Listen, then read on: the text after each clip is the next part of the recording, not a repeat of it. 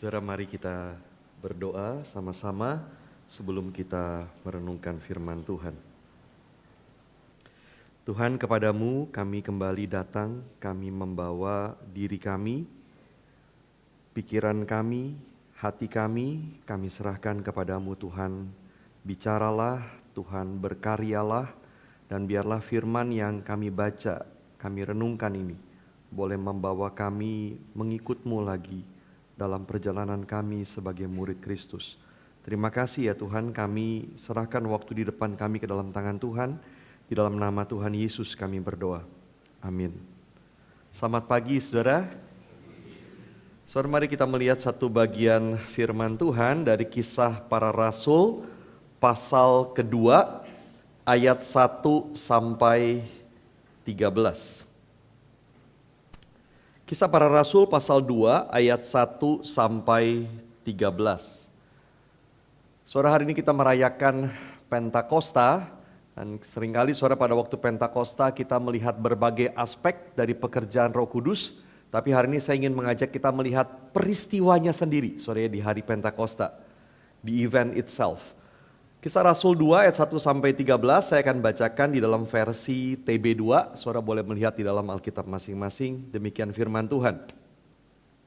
Ketika tiba hari Pentakosta, mereka semua berkumpul di satu tempat.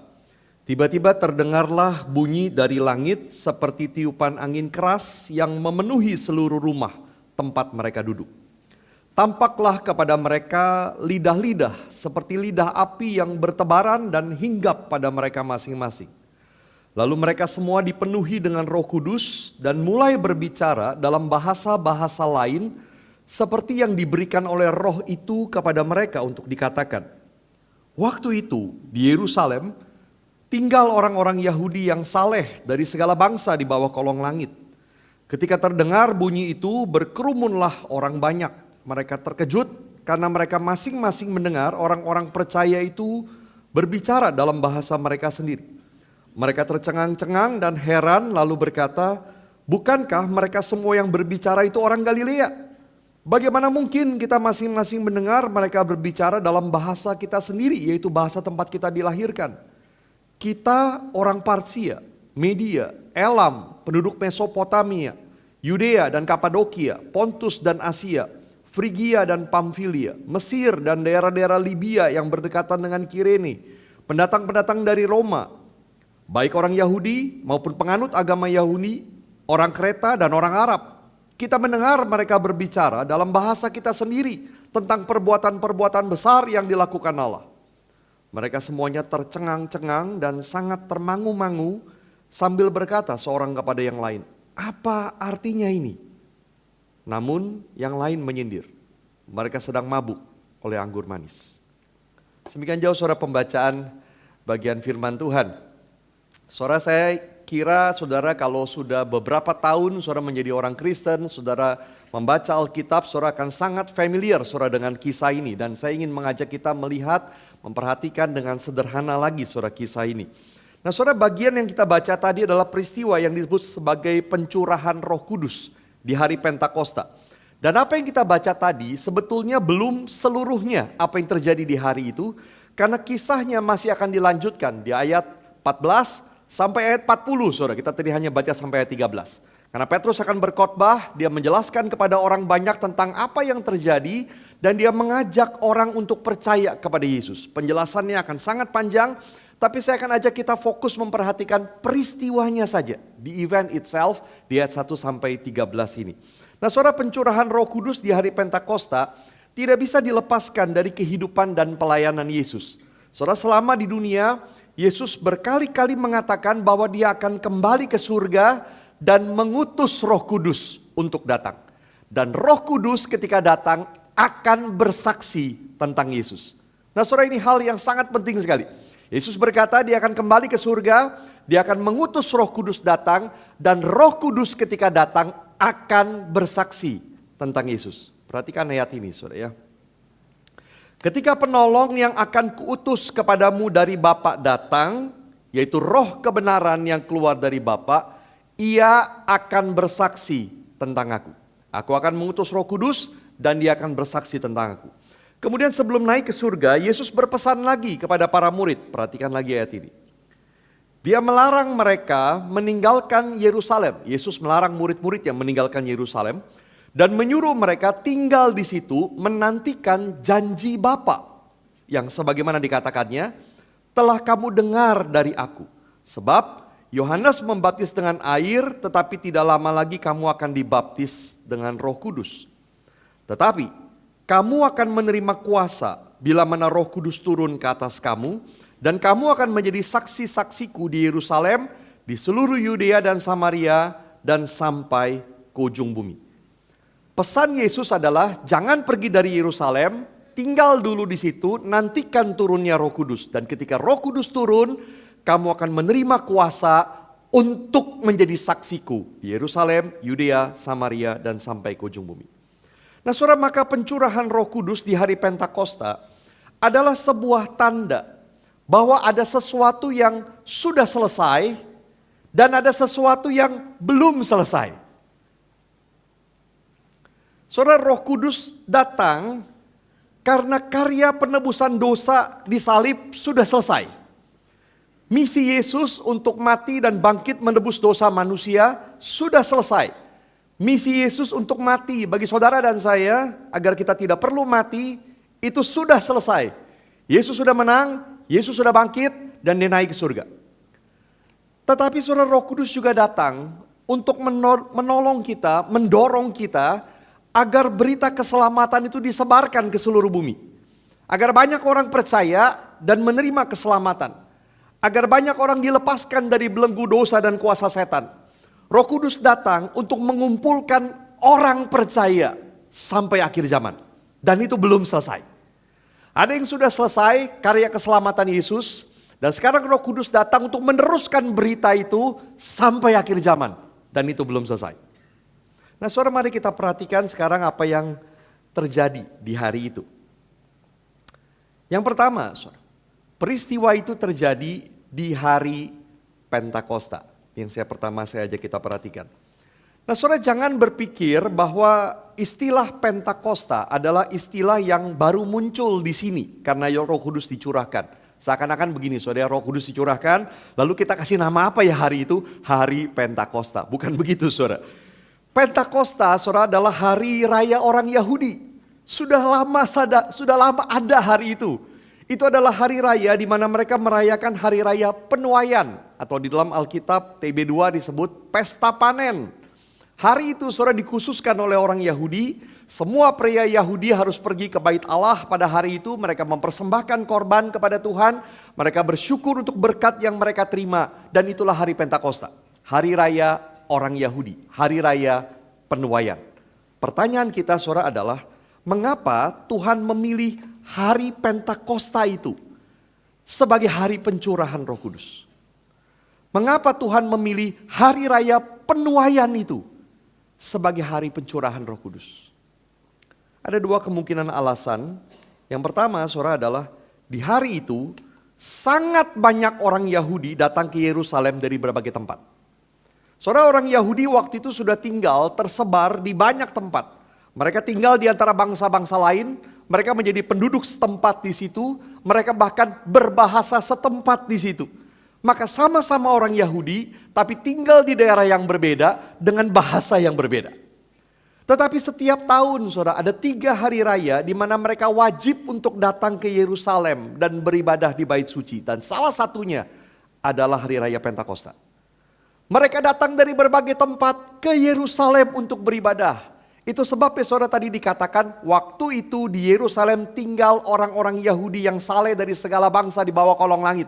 Karena dari berbagai tempat, dari berbagai daerah saudara mereka datang ke Yerusalem untuk berkumpul di hari raya itu. Dan alasan kedua saudara adalah hari raya Pentakosta itu adalah hari raya apa saudara? Kalau sudah lupa celaka baru ngomong. Penuaian, saudara begitu ya, penuaian. Nah saudara, saya kira ini adalah sebuah simbol yang sangat kuat sekali. Di hari raya penuaian, Roh Kudus dicurahkan secara luar biasa untuk menuai.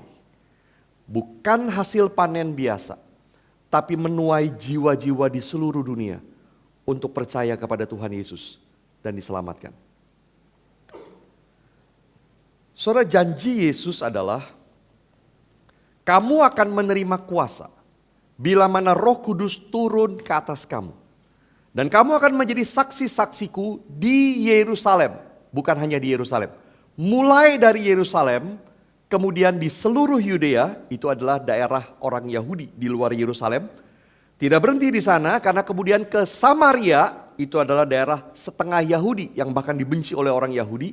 Dan kemudian sampai ke ujung bumi, ke tempat-tempat bangsa-bangsa yang bukan Yahudi, termasuk Indonesia. Tuhan mau menyelamatkan dunia, bukan Israel. Mulai dari Yerusalem, api itu harus menyebar sampai ke ujung dunia. Karena seluruh dunia adalah ladangnya Allah. Dan Roh Kudus dicurahkan untuk menuainya. Membawa jiwa-jiwa di seluruh dunia untuk percaya kepada Tuhan Yesus dan diselamatkan. Yang kedua, saudara, yang saja kita perhatikan apa yang terjadi di hari itu. Pada waktu peristiwa pencurahan Roh Kudus ini ada tanda-tanda. Tanda-tanda apa? Saudara, tadi dikatakan di ayat 2 sampai 3, Pak. Ayat 2 sampai 3, tiba-tiba terdengarlah bunyi dari langit seperti tiupan angin keras yang memenuhi seluruh rumah tempat mereka duduk. Tampaklah kepada mereka lidah-lidah seperti lidah api yang bertebaran dan hinggap pada mereka masing-masing. Ada dua tanda di sini. Bunyi dari langit seperti tiupan angin keras dan lidah-lidah seperti lidah api. Saudara, mengapa tanda ini? Saudara, Allah sebetulnya bisa memilih tanda apa saja. Ada kalanya saudara, kehadiran Tuhan secara luar biasa ditandai dengan sesuatu yang bisa dilihat, bisa didengar, tetapi Allah bisa memilih tanda apa saja. Tapi ada kalanya saudara, bahkan tidak ada tanda sama sekali. Allah bisa hadir dengan luar biasa tanpa tanda apapun selain perubahan hati, pertobatan, sukacita, kekuatan. Maka terserah Allah sebetulnya. Tapi mengapa di sini Allah memilih tanda bunyi angin dan api?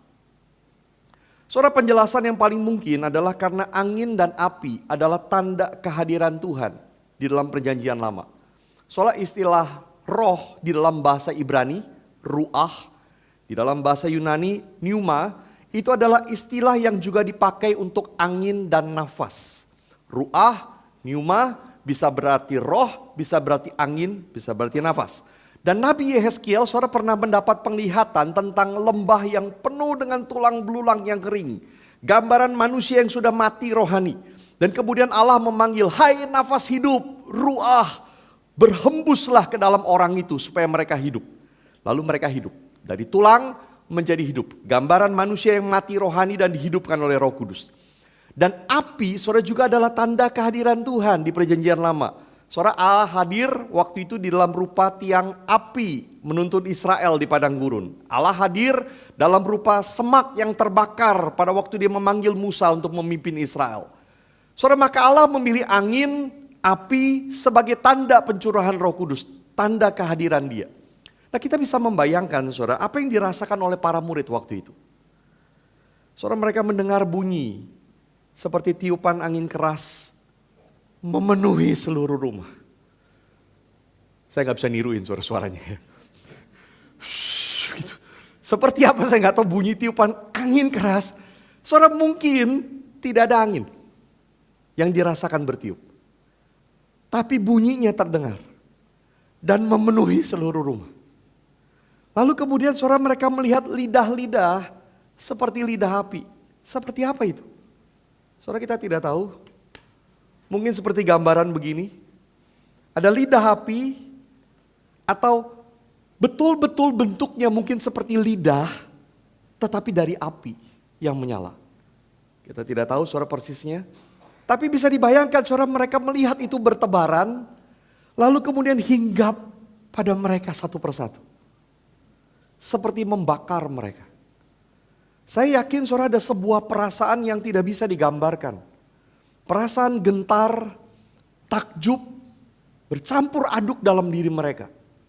Tapi itu baru permulaan. Tanda yang berikutnya di ayat 4. Lalu mereka semua dipenuhi dengan Roh Kudus dan mulai berbicara dalam bahasa-bahasa lain seperti yang diberikan oleh Roh itu kepada mereka untuk dikatakan. Mereka dipenuhi oleh Roh Kudus. Ini persis seperti yang dijanjikan Yesus. Jangan pergi dulu, tunggu dulu sampai Roh Kudus turun atasmu. Dan inilah saatnya.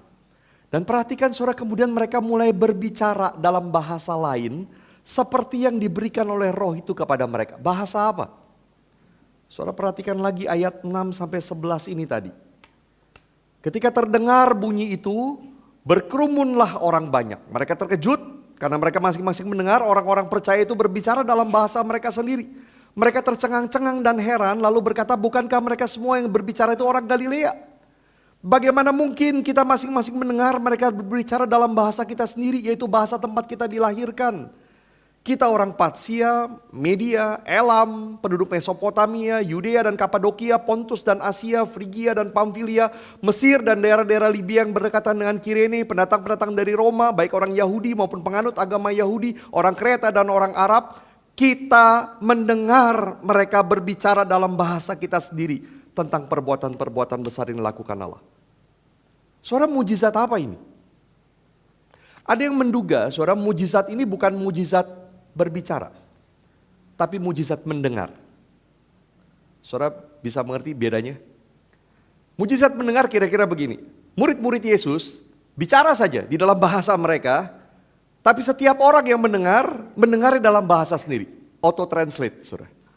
Langsung. Saya khotbah begini, orang Amerika mendengar dalam bahasa Inggris, orang Tiongkok mendengar dalam bahasa Mandarin, orang Jepang mendengar di dalam bahasa Jepang. Kira-kira begitu. Semua seperti pakai headphone masing-masing. Tapi saudara, lebih mungkin ini memang adalah mujizat bicara. Karena di ayat 4 tadi dikatakan mereka berbicara di dalam bahasa-bahasa lain. Bahwa orang ini memang tiba-tiba berbicara di dalam bahasa yang tidak pernah mereka pelajari. Seperti tiba-tiba saya bicara bahasa Jepang, tiba-tiba saya bicara bahasa Arab, tiba-tiba saya bicara bahasa Rusia. Sungguh mati saya belum pernah belajar semua itu. Dan kita tidak tahu saudara berapa banyak orang yang berkumpul pada waktu itu dan menerima pencurahan Roh Kudus dan bicara di dalam bahasa-bahasa lain itu. Tapi kalau kita baca bagian sebelumnya dikatakan ada 120 orang yang berkumpul. Artinya saudara mungkin ada cukup banyak dari mereka yang tiba-tiba bisa berbicara di dalam berbagai bahasa itu. Mungkin sebagian bicara dalam bahasa Parsia, sebagian bicara dalam bahasa Mesir. Ada 120 orang yang berbicara seperti itu. Maka orang banyak tercengang-cengang dan heran. Mereka berkata, bukankah semua yang berbicara ini orang Galilea dari satu daerah? Tapi sekarang mereka bicara dalam bahasa Parsia, Media, Elam, Mesopotamia, Kapadokia dan seterusnya. Saudara, apa yang terjadi? Saya membayangkan saudara bahwa kejadiannya adalah waktu itu di tengah keramaian, orang-orang ini sedang berkumpul di satu rumah. Di depan ramai dan mereka kumpul di rumah ini. Tapi kemudian tiba-tiba saudara mereka mendengar bunyi seperti tiupan angin keras. Mungkin orang luar mendengar, mungkin juga tidak. Tapi yang pasti kemudian ketika orang-orang di dalam rumah ini mulai berseru-seru, mereka mulai berteriak-teriak, mereka mungkin keluar ke jalan, mereka mulai berbicara di dalam berbagai bahasa itu. Dan orang-orang kemudian berkumpul bersama-sama, bingung apa sebetulnya yang terjadi. Mereka datang, mereka melihat dan mereka kaget ketika mereka mendengar bahwa di antara sekian banyak orang yang berseru-seru dan berteriak-teriak itu, ada bahasa-bahasa yang mereka mengerti di dalam bahasa mereka. Saya membayangkan saudara misalnya, ada orang Parsia, dia kaget mendengar kenapa ada orang-orang yang berseru-seru itu bisa bicara dalam bahasa dia. Dia mengerti apa yang dikatakan oleh orang itu. Tapi kemudian saudara dia melihat orang di sebelahnya, orang Mesir. Orang Mesir juga kaget mendengar ada orang yang berseru-seru di dalam bahasa Mesir. Lalu mereka mulai ngobrol. Kamu ngerti juga ada bahasa Mesirnya? Ada, begitu kan. Saya juga ngerti ada bahasa saya di situ. Dan kemudian mereka mulai semakin bingung karena semua orang ternyata mendengar bahasa mereka ada di antara kerumunan orang banyak itu. Apa yang mereka serukan? Apa yang sedang mereka teriakkan, saudara? Ayat 11 ini mengatakan, kita mendengar mereka berbicara dalam bahasa kita sendiri tentang perbuatan-perbuatan besar yang dilakukan Allah. Mereka bersaksi, mereka bercerita tentang Allah, mereka bercerita tentang karya Allah, mereka bercerita tentang penebusan dosa oleh Yesus yang mati di salib. Saudara, mereka penuh dengan Roh Kudus, hati mereka terbakar, tidak ada lagi keraguan, tidak ada lagi ketakutan. Dengan lantang, dengan berani mereka berseru, mereka berteriak, mereka bersaksi tentang Allah yang menyelamatkan mereka. Itu tanda yang terjadi. Dan yang ketiga, saudara, apa reaksi dari orang banyak? Saudara, ayat 12 sampai 13 mengatakan begini. Mereka semua tercengang-cengang, semua tanpa kecuali tercengang-cengang, sangat termangu-mangu sambil berkata, seorang kepada yang lain, apa artinya ini? Namun yang lain menyindir, mereka sedang mabuk oleh anggur manis. Saudara, apa yang terjadi jelas adalah mujizat, pertunjukan kuasa Allah yang besar. Dan semua orang yang melihat tercengang-cengang dan sangat termangu-mangu. Ada kekaguman, ada kebingungan, bercampur aduk. Tetapi ini menimbulkan dua macam reaksi. Yang pertama bertanya, apa artinya ini? Saudara, ini adalah orang yang membuka hati untuk mengerti. Apa yang terjadi luar biasa, apa yang aku dengar luar biasa, apa yang aku rasakan luar biasa, apa artinya ini? Tapi yang kedua adalah orang-orang yang langsung mencemooh dan menganggapnya omong kosong. Dan mereka menyindir, mereka sedang mabuk oleh anggur manis. Ah, ini cuma orang mabuk, kira-kira begitu. Dan ini yang selalu terjadi. Ketika Allah bekerja, bahkan dengan dahsyat, ada yang terbuka hatinya, dan ada yang mencemooh, menganggap omong kosong. Nah, saudara, kisah ini belum selesai, karena Petrus akan berkhotbah, menjelaskan tentang peristiwa ini. Dia berkhotbah dengan kuasa Roh Kudus tentang Yesus yang adalah Tuhan yang mati disalib bagi dosa mereka.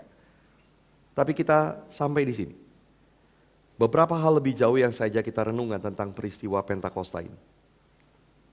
Yang pertama, saudara, Pentakosta adalah tentang panggilan bersaksi. Saudara, betul Roh Kudus datang, salah satunya juga adalah untuk menginsafkan kita akan dosa, kebenaran, dan penghakiman. Dia terus-menerus lakukan itu dalam hidup kita sebagai orang percaya. Menginsafkan kita akan dosa, mengajar kita kebenaran, mengingatkan kita akan penghakiman dan pengharapan kita. Dia terus akan lakukan itu, tetapi yang terutama Pentakosta adalah tentang panggilan bersaksi. Saudara, ingat ini, yang tadi pertama saya sebutkan. Setelah Yesus menyelesaikan karya penebusan dosa di kayu salib, Roh Kudus dicurahkan untuk mendorong agar berita keselamatan itu disebarkan di seluruh bumi, agar banyak orang percaya kepada Yesus dan menerima keselamatan. Dan itu belum selesai. Yesus pernah berkata begini, aku akan mendirikan gerejaku dan alam maut tidak akan menguasainya. Bagaimana Yesus mendirikan gerejanya? Oleh kuasa Roh Kudus. Petrus akan berkhotbah, dia menjelaskan peristiwa ini, dia undang orang percaya dengan kuasa Roh Kudus dan hari itu 3.000 orang menjadi percaya. Gereja dimulai hari itu. Dan oleh kuasa Roh Kudus kesaksian itu terus tersebar. Orang-orang bersaksi tentang Yesus, bercerita tentang perbuatan Allah yang besar yang menyelamatkan, dan orang-orang percaya sampai ke seluruh dunia sampai hari ini.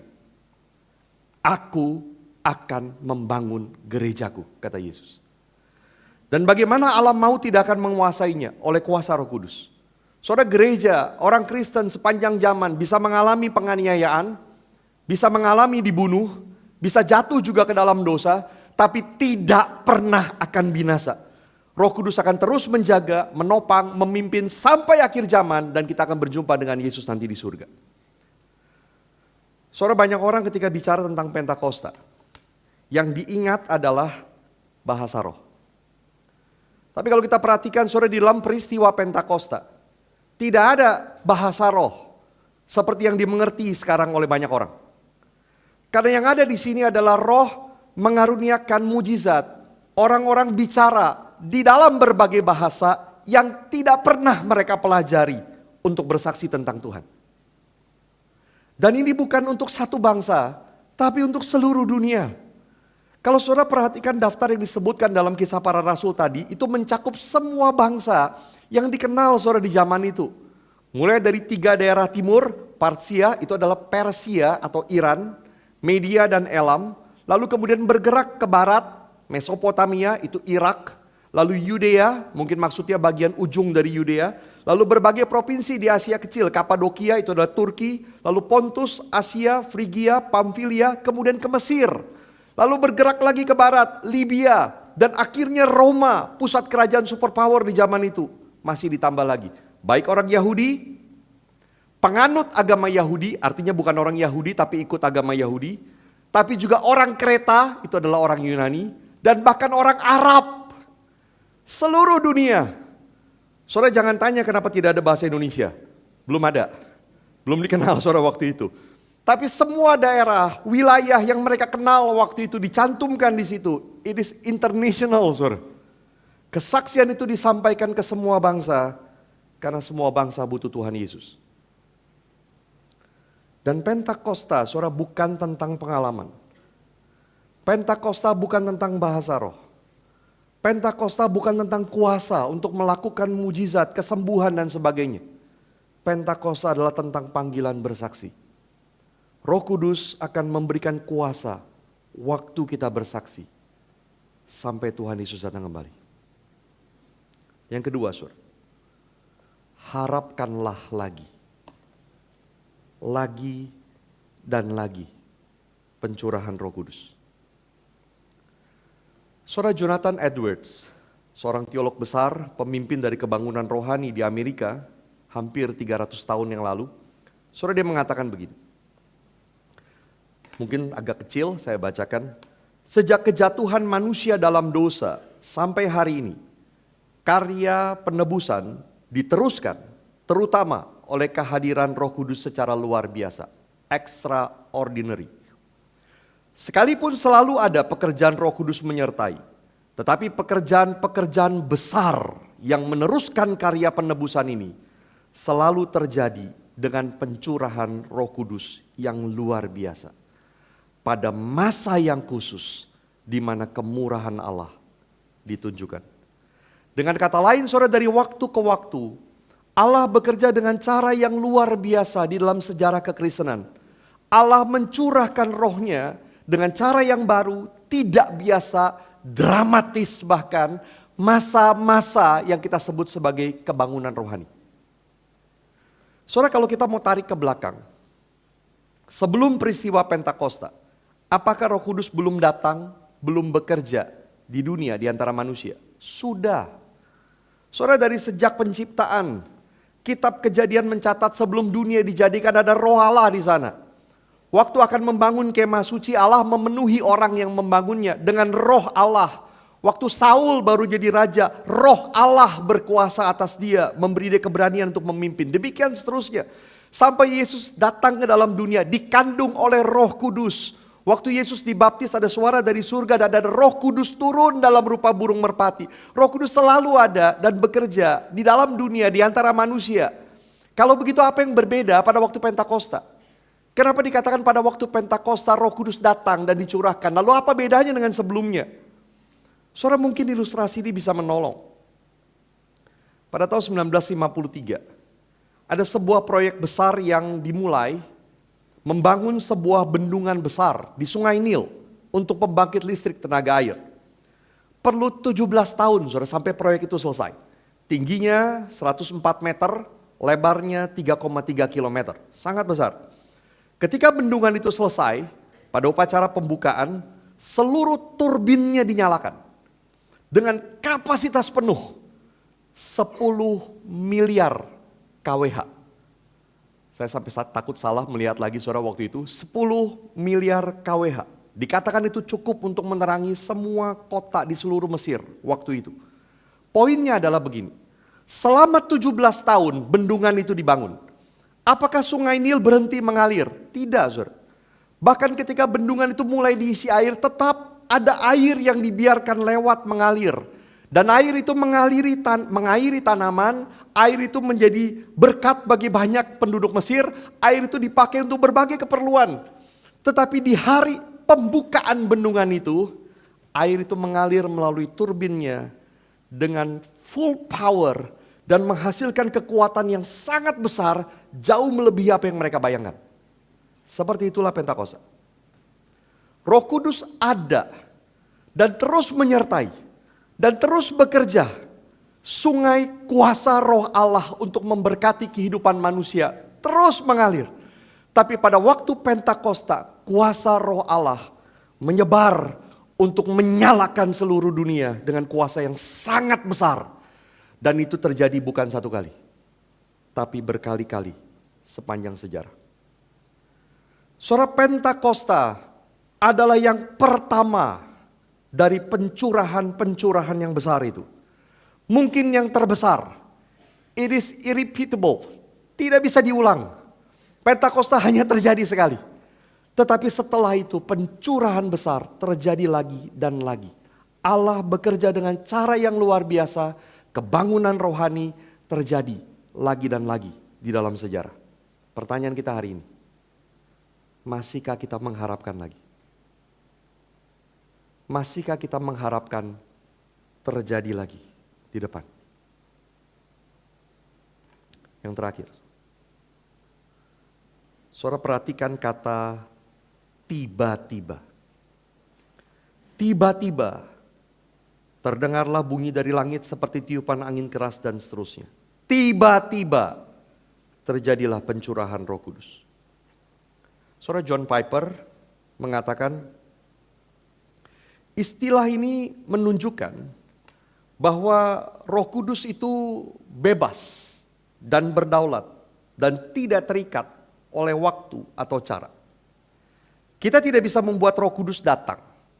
Ketika dia datang tiba-tiba.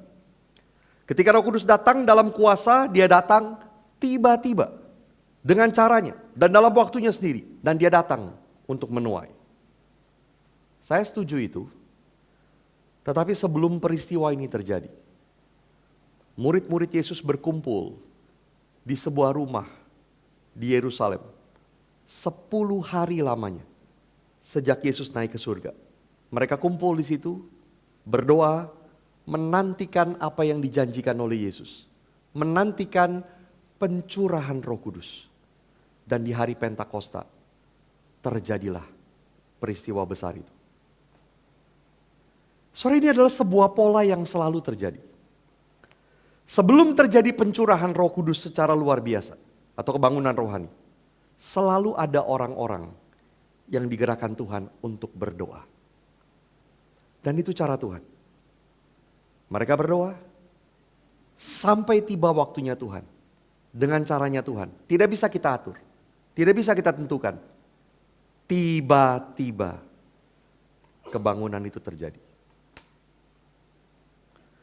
Berdoa sampai tiba waktunya Allah. Dengan caranya, dalam waktunya sendiri. Dia datang untuk menuai. Saudara, sampai hari ini Allah masih menggerakkan kita untuk berdoa. Karena Allah masih mau melakukannya lagi.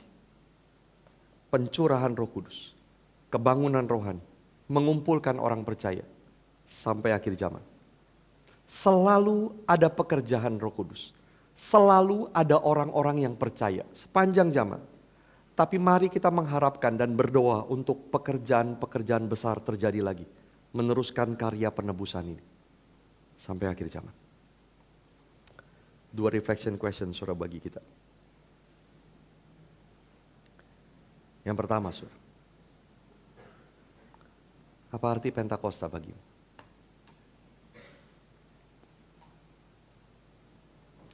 Saudara, apa arti Pentakosta bagimu? Apakah, saya tidak tahu apa yang selama ini saudara pikirkan tentang Pentakosta. Apakah saudara membayangkan tentang bahasa roh? Apakah saudara membayangkan ada kuasa untuk melakukan mujizat, kesembuhan? Apakah saudara membayangkan Roh Kudus seperti kuasa yang tidak berpribadi, yang bekerja begitu saja sesuai dengan permintaan kita?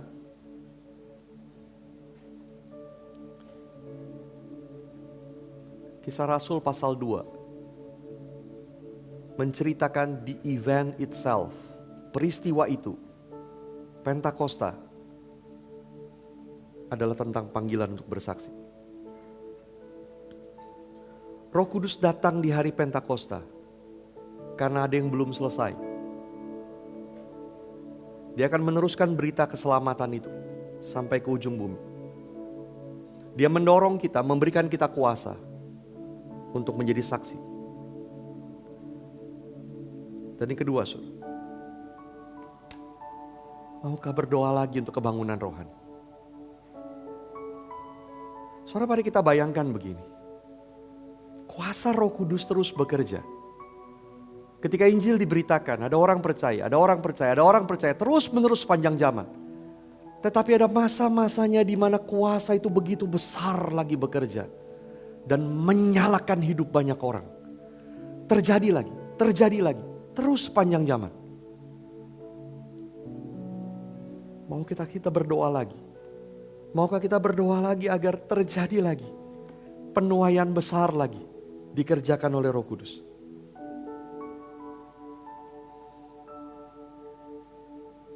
Mungkin melalui gereja kita, melalui gereja lain, mungkin di Indonesia, mungkin di negara lain, dimanapun itu.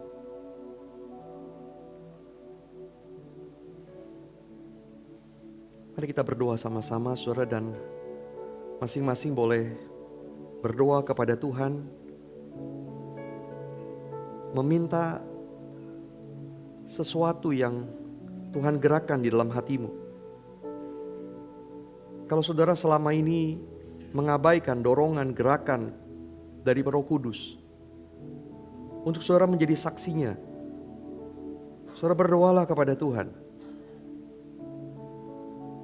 Kalau saudara selama ini tidak peduli orang percaya atau tidak percaya kepada Tuhan, saudara tidak peduli apakah terjadi kebangunan atau tidak ada, saudara berdoalah kepada Tuhan.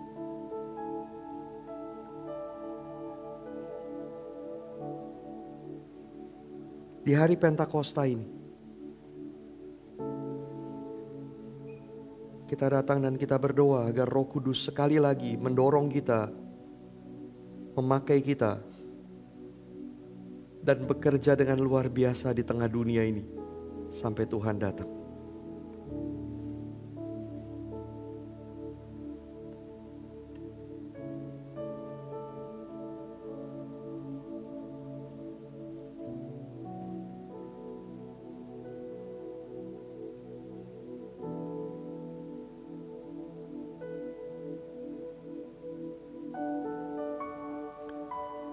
Tuhan, terima kasih untuk apa yang boleh kami baca dan renungkan. Terima kasih untuk Pentakosta ya Tuhan. Terima kasih karena sejak hari Pentakosta, Roh Kudus dicurahkan dan Roh Kudus bekerja dengan kuasa yang besar di tengah-tengah kami. Kami merindukan itu terjadi lagi dan lagi dengan lebih besar lagi ya Tuhan. Kami merindukan banyak orang percaya kepadamu. Kami merindukan ya Tuhan agar banyak orang dibebaskan dari dosa dan menerima keselamatan. Kami merindukan agar berita keselamatan tersebar sampai ke ujung dunia. Tuhan, dengar doa kami. Pakai kami. Di dalam nama Tuhan Yesus kami berdoa. Amin.